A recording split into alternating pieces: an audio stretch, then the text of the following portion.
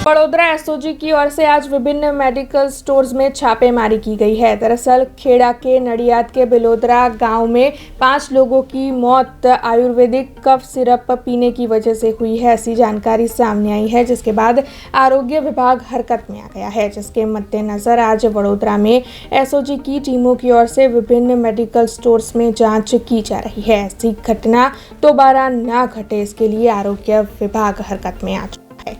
अब खबरों से लगातार अपडेट रहना हुआ आसान। BRG न्यूज आपके मोबाइल स्क्रीन पर। आज ही BRG न्यूज की mobile app Google play store और ऐप स्टोर से डाउनलोड करें और खबरों से लगातार जुड़े रहें।